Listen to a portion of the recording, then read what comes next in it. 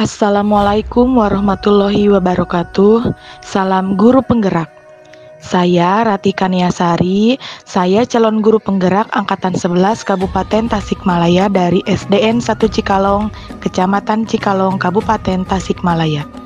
Kali ini saya akan memaparkan kesimpulan dan refleksi pemikiran Ki Hajar Dewantara.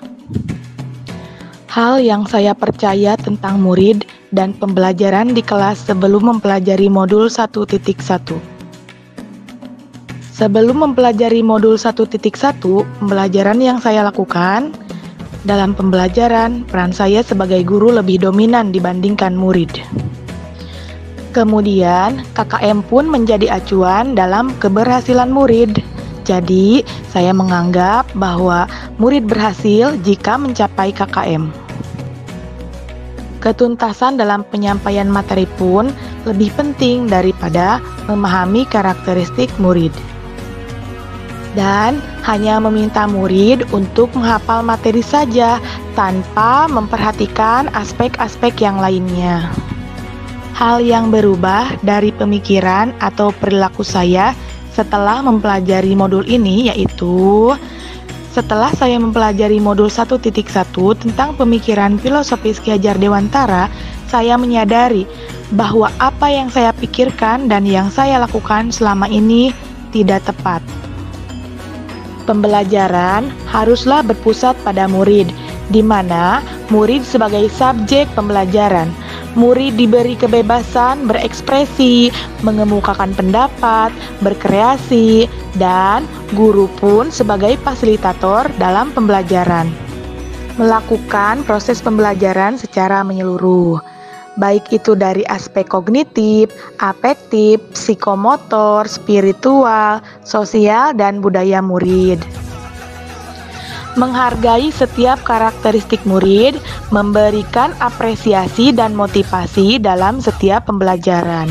Murid itu merupakan pribadi yang unik sesuai dengan kodratnya. Kita senantiasa memberikan kesempatan kepada murid untuk tumbuh sesuai dengan kodratnya. Pembelajaran harus sesuai dengan minat, bakat, dan kebutuhan belajar murid. Menuntun murid dalam mengembangkan potensi dan bakat yang dimilikinya sesuai dengan kodrat alam dan kodrat zaman. Hal yang dapat segera saya terapkan lebih baik agar kelas saya mencerminkan pemikiran Ki Hajar Dewantara, yaitu pembelajaran tidak lagi menuntut tetapi menuntun murid. Kemudian, merancang pembelajaran yang menyenangkan dengan melibatkan murid, di mana pembelajaran berpusat pada murid.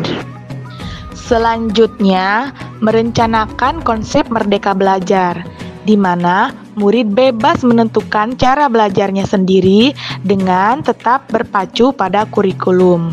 Kemudian, pembelajaran yang sesuai dengan kodrat alam dan kodrat zaman. Bila melihat dari kodrat zaman, pendidikan saat ini menekankan pada kemampuan anak untuk memiliki keterampilan abad 21. Sedangkan dalam memaknai kodrat alam, maka konteks lokal sosial budaya murid. Kesimpulannya yaitu, pendidikan itu menuntun segala kodrat yang ada pada anak-anak. Menanamkan sifat merdeka agar dalam belajar mereka dapat berani dan menjadi dirinya sendiri. Kemudian pendidikan budi pekerti.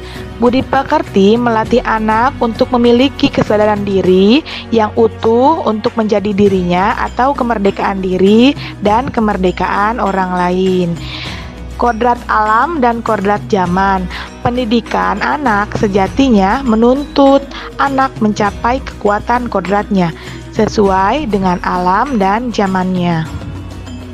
Pendidikan adalah menuntun segala kekuatan kodrat yang ada pada anak dengan menanamkan nilai budi pekerti agar anak kelak menjadi manusia yang merdeka seutuhnya.